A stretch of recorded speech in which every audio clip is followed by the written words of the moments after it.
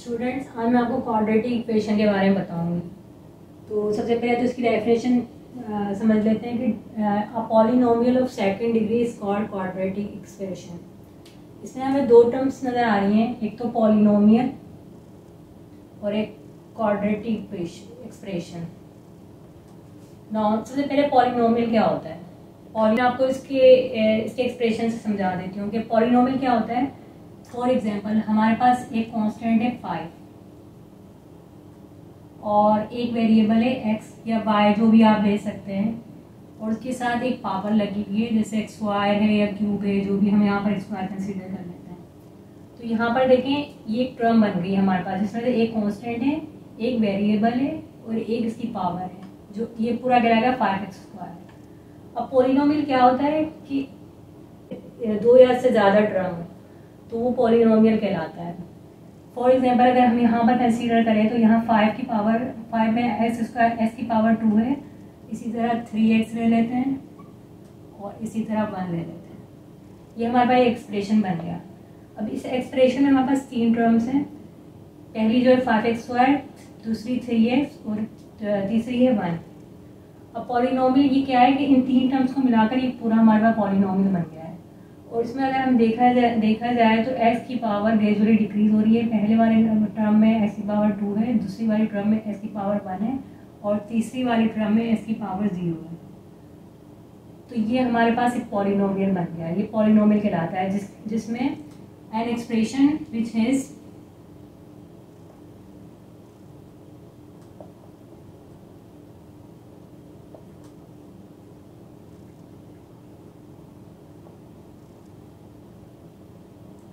two or more terms।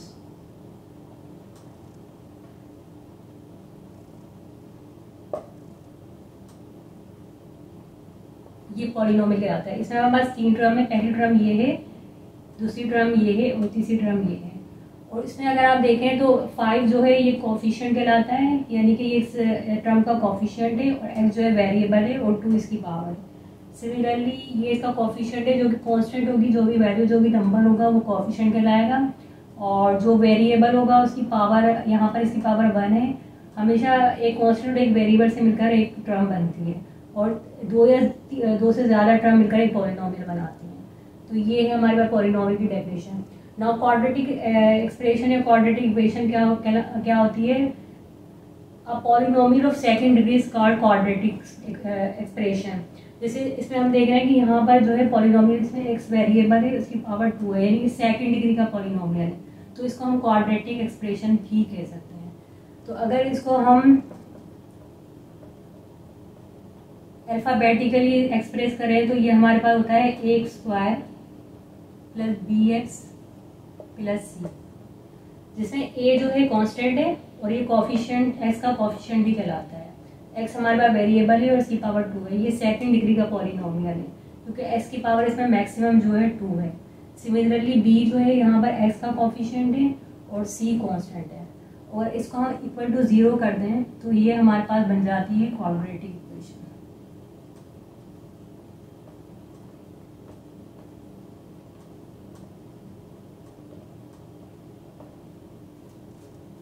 अब मैं आपको इसको क्वाड्रेटिक फॉर्मूला जो होता है या क्वाड्रेटिक इक्वेशन की जो मतलब इसमें हम नॉर्मली x की वैल्यू निकाल रहे होते हैं क्वाड्रेटिक इक्वेशन में, तो वो मैं आपको ड्राइव करना भी सिखाती हूँ, यानी हम ये इसमें जो है x के फैक्टर किस तरह निकालेंगे। तो चलें देखते हैं।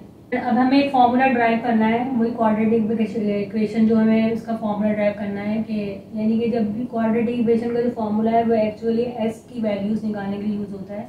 जैसे कि मैंने आपको ये एक्सप्रेशन बताया था कि इक्वेशन बताई थी X square plus B X plus C is equal to 0। हमें एक्चुअली इसमें x की वैल्यू पता करनी होती है, यानी कि हमें बहुत सारे क्वेश्चन ऐसे दिए जाएंगे जिसमें हमें कांस्टेंट की वैल्यूज दी हुई होगी और हमें x की वैल्यू पता करनी होगी। तो उसके लिए हम एक फॉर्मूला ड्राइव करते हैं जिसमें जो है इसको सॉल्व किया जाता है, इस इक्वेशन को। तो किस तरह सॉल्व करते हैं, वो एक्चुअली वो फार्मूला x की वैल्यू निकालने के लिए ड्राइव किया गया है। तो हम इसको ड्राइव करते हैं, derivation of quadratic formula.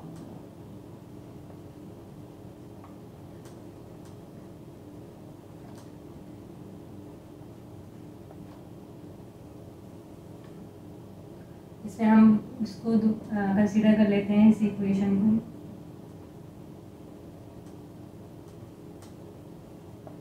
Now अब हमें क्योंकि x की वैल्यू मालूम करनी है तो हमें सबसे ध्यान से x को मतलब हटाना पड़ेगा, क्योंकि यहाँ पर x के साथ a लगा हुआ है तो ये कांस्टेंट इसको हमें यहाँ से हटाना होगा।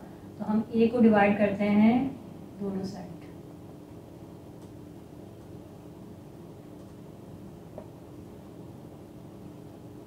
यहाँ पर एक्स स्क्वायर बच जाएगा, यहाँ पर b जो है a से डिवाइड हो जाएगा और x आ जाएगा plus c upon a is equal to 0। ठीक है, अब हमारे पास क्या आ गया, एक्स स्क्वायर तो अलग से रह गया है और b अपॉन a x है। तो यहाँ पर क्योंकि ये दोनों कांस्टेंट है तो हम इसको इक्वेशन के उस साइड ले जाते हैं, राइट साइड ये माइनस हो जाएगा।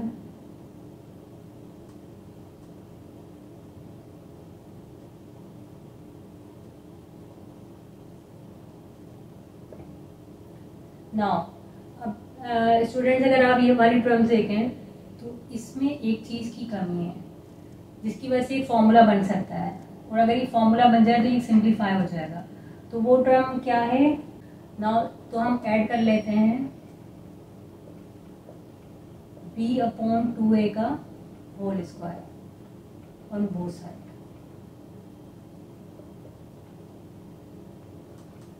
तो ये बन गया हमारे पास X square plus B upon A X and B upon plus B upon 2a का होल स्क्वायर। ये हमें दोनों तरफ ऐड करना है, माइनस सी अपॉन ए प्लस बी अपॉन 2a का होल स्क्वायर। ना अगर हम यहाँ पर देखें तो ये हमारे पास एक फॉर्मूला बन रहा है a प्लस बी का होल स्क्वायर, जो कि बराबर होता है a square plus 2ab plus b square. अगर हम यहाँ पर स्टूडेंट्स कंसीडर करें तो ये देखें आप कि किस तरह बन रहा है कि इसको अगर हम एक्सपेंडेड फॉर्म में लिखें, मींस a स्क्वायर की जगह हमने एक्स स्क्वायर लिखा प्लस 2 एज इट इज रहा। a जो है हमारे पास अगेन ये हमारे पास a है और ये b है, ये a है हमारे पास और ये b है, इसको हम फॉर्मूले में अप्लाई कर रहे हैं। हमने a की जगह x लिख दिया और 2a और b की जगह b अपॉन 2a लिख दिया प्लस b अपॉन 2a का होल स्क्वायर। ये बराबर हो जाएगा, यहाँ 2 से कैंसिल हो जाएगा और हमारे पास यही फॉर्म बन गई। अगर आप ये वाले कंसीडर करें फॉर्म तो ये यही फॉर्म बन रही है। इसको मैं अब सिंप्लीफाई करके लिखती हूँ, X square plus B upon A X plus B upon 2a का होल स्क्वायर। ठीक है, तो अब हम इसकी जगह क्या लिख सकते हैं, हम सिंपली ये लिख सकते हैं इस पूरे एक्सप्रेशन की जगह, यानी कि ये पूरा जो एक्सप्रेशन दिया हुआ है इसकी जगह हम इसको लिख सकते हैं x plus B upon 2a का होल स्क्वायर। हम वैल्यूज पुट करते हैं।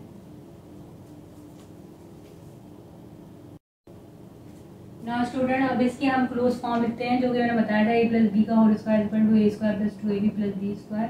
तो ये हमारे पास बन जाए, ये पूरी एक्सप्रेशन बन गई x plus B upon 2a का होल स्क्वायर, वो मैंने आपको बताया था। और इसको हम प्लस वाली फॉर्म टर्म को पहले ले आते हैं, b अपॉन 2a का whole square minus c upon a। Now ये एज इट इज रहेगा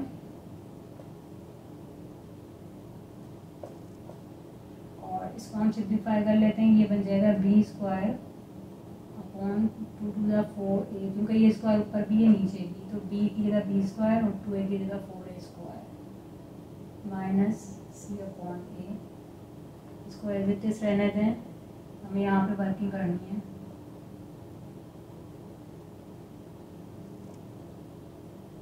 हमने एलसीएम ले लिया जो क्या है 4a स्क्वायर, 4a स्क्वायर से कैंसिल हो गया, यहाँ आ गया b स्क्वायर माइनस यहाँ पर अगर 4a स्क्वायर से मल्टीप्लाई करें तो a से कैंसिल हो जाएगा और हमारे पास आ जाएगा 4ac।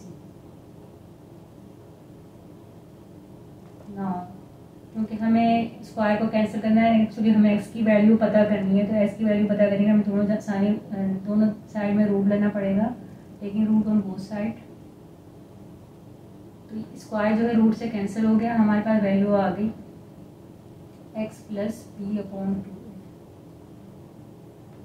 इज इक्वल टू, ये वैल्यू जो है रूट से बाहर आ जाएगी क्योंकि ये कंप्लीट परफेक्ट स्क्वायर है। 4a स्क्वायर का जो परफेक्ट स्क्वायर है रूट से बाहर आ जाएगा 2a बन के, और ये ऊपर हमारे पास रूट वाली वैल्यू रह जाएगी b स्क्वायर माइनस 4ac। जब भी स्टूडेंट हम रूट ले रहे होते हैं किसी भी चीज़ का तो दोनों साइंस में आता है, यानी प्लस और माइनस दोनों में आएगा ये वैल्यू, यानी कि इसके दो फैक्टर बन जाएंगे। एक्स की जब भी आप वैल्यू निकालेंगे तो वो दो वैल्यूज निकलेंगी, ये दफ़ा प्लस में और दफ़ा माइनस में। तो नाउ हमारे पास ये वैल्यू आ गई एक्स प्लस बी अपॉन 2 है plus minus root of B square minus 4ac upon 2 है।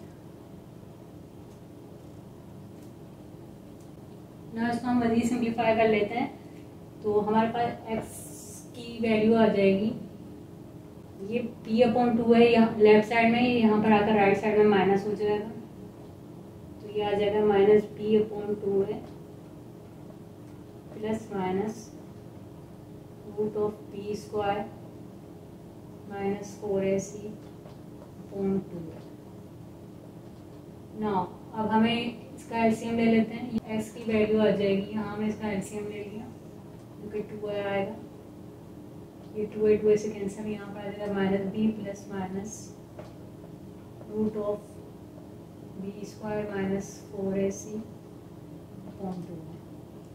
तो ये हमारे पास आ गई x की वैल्यू, यानी कि जब भी आप क्वाड्रेटिक इक्वेशन का फॉर्मूला यूज़ करेंगे x की वैल्यू निकालने के लिए तो उसके दो रूट्स होंगे, एक प्लस में होगा और एक माइनस में, तो हमें दो वैल्यूज पता मतलब निकल कर आएंगी जब भी आप ये क्वाड्रेटिक। अब हम इसके कुछ क्वेश्चंस कर लेते हैं और मैं आपको एक एक्सप्रेशन बताती हूँ जो कि डिस्क्रिमिनेट कराता है, उसके ज़रिए हम रूट्स की जो है नेचर पता कर सकते हैं कि रूट्स किस टाइप के निकलेंगे इसके। तो इस तरह के क्वेश्चन आते हैं एग्जाम में, इसमें आपको डिस्क्रिमिनेंट्स के ज़रिए रूट्स की वैल्यू पता करनी होती है और पता करना होता है कि ये रेशनल है, इरेशनल है, इक्वल है, नॉन इक्वल है, और कॉम्प्लेक्स है या परफेक्ट स्क्वायर है। तो ना स्टूडेंट अब जब ये फॉर्मूला दिया जाता है A square plus B X plus C, तो हमने जब जिसमें एक्स की वैल्यू निकाली है X is equals to minus B plus minus root of B square minus 4ac upon 2 है। इसमें जो ये होते हैं बी स्क्वायर माइनस 4ac, ये कहलाता है discriminant of quadratic equation. B square minus 4ac क्या होता है? Discriminant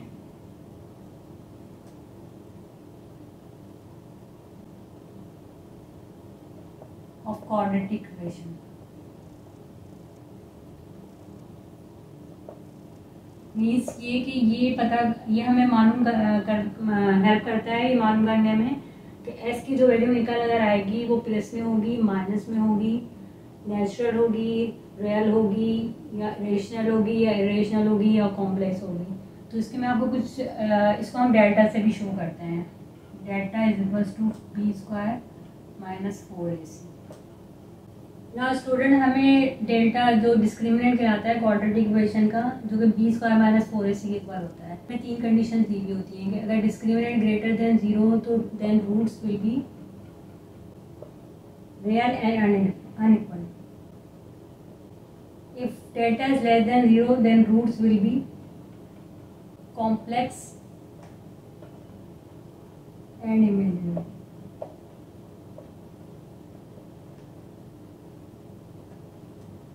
If delta is equals to 0, then roots are rational equal, and if root is perfect equal, यानी delta is equals to b square minus 4ac is perfect square, then roots are rational and unequal, otherwise irrational. Now students अब मैं आपको इसके question solve करके बताती हूँ और इनका मैं यूज़ बताती हूँ कि किस तरह ये यूज़ हो रहे हैं इसमें डिस्क्रिमिनेंट में, और उसके ज़रिए किस तरह हम रूट्स की जो है बिहेवियर को जज कर सकते हैं।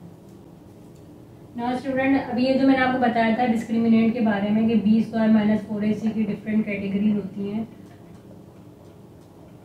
और उसको हम किस तरह रूट्स में अप्लाई कर सकते हैं, किस तरह मतलब रूट्स की भी का बिहेवियर या नेचर पता कर सकते हैं, वो मैं आपको बताती हूँ। इसके लिए हम एग्जांपल कंसीडर कर लेते हैं। तो ये x square plus 5x minus 14 equal to 0। यहाँ पर हम अगर इस इक्वेशन को कंसीडर करें तो यहाँ पर ए जो है 1 है, यहाँ पर कोई कांस्टेंट नहीं है तो इसका मतलब है 1 है, तो ए की वैल्यू आ गई 1। इससे कंपेयर करना है हमें इस इक्वेशन से। और देन बी जो है हमारे पास बी एक्स, तो बी हमारे पास 5 है, ए हमारे पास 1 है, बी जो है हमारे पास 5 है एंड सी जो है हमारे पास सी कांस्टेंट माइनस 14 है। तो जस्ट हम इसकी वैल्यू पुट कर देते हैं। बी स्क्वायर इक्वल्स टू 5 का स्क्वायर माइनस 4, ए की वैल्यू 1 है, 1 पुट कर दी, देन सी की वैल्यू माइनस 14 है, वो हमने पुट कर दी। नाउ अब हम इसकी कैलकुलेशन करेंगे। तो हमारा 5 5 25 माइनस 14 4 56 हो जाएगा, सॉरी माइनस माइनस प्लस हो जाएगा, मल्टीप्लाई होगा और ये 56 हो जाएगा। हमने इन दोनों को ऐड किया तो हमारे पास आ गया 81 डेल्टा की वैल्यू। और अगर इसका हम रूट ले लेंगे तो ये आ जाएगा 9। 81 का रूट 9 है और ये ग्रेटर देन 0 है। इसका मतलब है हमारे पास जो रूट्स आया है वो अनइक्वल है, यानी इनके जो रूट्स आएंगे वो अनइक्वल होंगे, यानी कि x की जो वैल्यू निकल कर आएगी, x के जो दो रूट्स आएंगे वो अनइक्वल होंगे, बराबर नहीं होंगे एंड रियल होंगे, यानी रियल नंबर होगा क्योंकि ग्रेटर देन 0 है। अगर लेस देन 0 होता तो इमेजिनरी नंबर होता है, ये कॉम्प्लेक्स नंबर होता है। ये ग्रेटर देन 0 है तो रियल नंबर होगा एंड रेशनल होगा। रेशनल नंबर तो आपको पता होगा कि रेशनल नंबर वो होते हैं जिनको हम फ्रैक्शन में लिख सकते हैं, और इरेशनल वो होते हैं जिनको फ्रैक्शन में नहीं लिख सकते। वो ज़्यादातर रूट्स में जो आते हैं वो इरेशनल नंबर कहलाते हैं, जिनका परफेक्ट स्क्वायर नहीं बन सकता। नाउ अब इसकी हम वेरिफिकेशन भी कर लेते हैं, किस तरह हम वेरीफाई इसको करेंगे। नाउ स्टूडेंट, अब इसको हम वेरीफाई कर लेते हैं कि हमारे पास जो क्वेश्चन दिया हुआ था, हमारे पास X square plus 5x minus 14 equal to 0, इसको हम इसकी वैल्यू में पुट करके देख देते हैं। जो क्वाड्रेटिक इक्वेशन थी हमारे पास minus B plus minus quadratic formula हमारे पास है B square minus 4ac, X की वैल्यू पुट कर देंगे। माइनस बी की जगह माइनस 5 आ जाएगा, ये हमारा बी है, minus 5 plus minus root of B square minus 5 का होल स्क्वायर माइनस 4, ए हमारे पास 1 है, 2 ए की वैल्यू हमारे पास 1।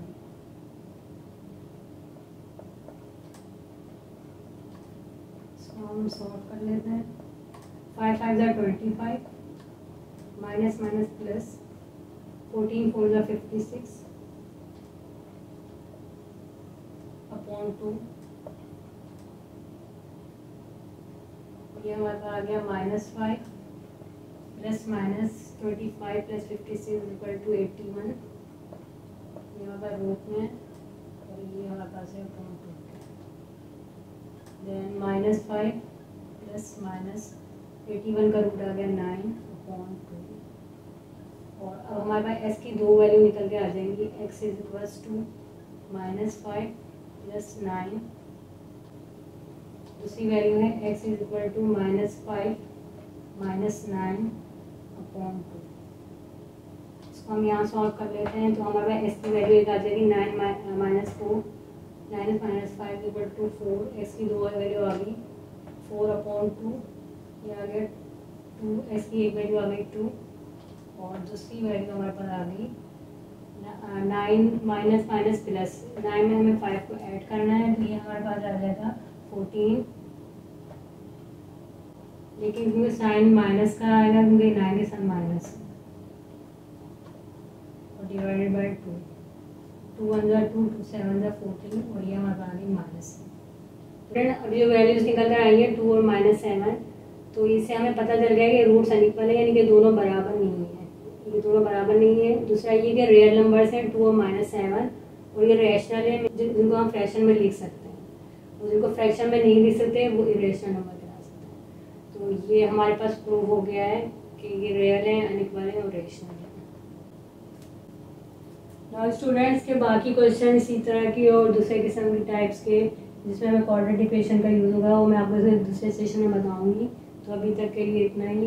अगर आपको कोई भी इसमें प्रॉब्लम फील हुई हो तो मुझे कमेंट कर सकते हैं। तो मिलते हैं अगले सेशन में।